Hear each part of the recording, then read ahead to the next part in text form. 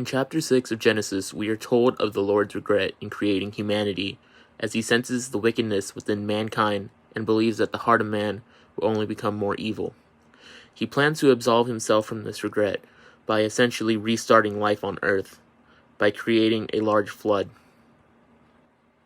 The Lord selected a righteous man named Noah and his family to be the ones responsible for repopulating the earth. He instructs Noah to construct an ark made of cypress and put 2 of every animal on it, 1 male and 1 female, which would allow them to reproduce after the great flood. After 40 days, the water subsided from the earth, and Noah was instructed by the Lord to leave the ark and repopulate. After the great flood, the earth is repopulated with life, both humans and animals. This disastrous event raises the question, who is to blame? In my personal opinion, it is humankind. Yes, they could not control that the flood happened, as that was a decision made by God. However, it was their actions which influenced this decision. If humans were not so wicked, there would not have been reason for the Lord to restart life on earth. Their lives would have been spared. Although they may not be identical, I believe there are similarities within the floods of Genesis and with the COVID-19 pandemic. We really could not control COVID-19 arriving in America. However, we could have prevented the number of cases and the number of deaths in America.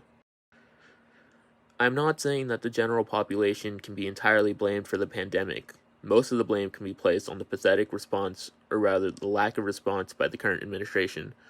But I will not be speaking more of the president, because if I did, this video may never end. Going back to the general population, I believe that the wickedness of humankind in Genesis is comparable to the level of entitlement and selfishness in a large portion of the population.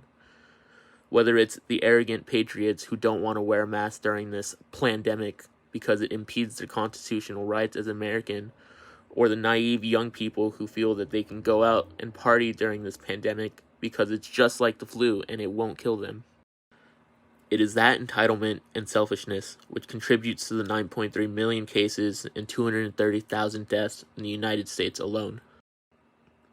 As far as praise goes, I believe that it should go to Noah, as he does what he is instructed to do by God.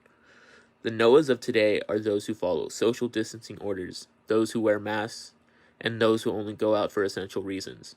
They put aside their own desires because they recognize that the pandemic is bigger than their own pleasure.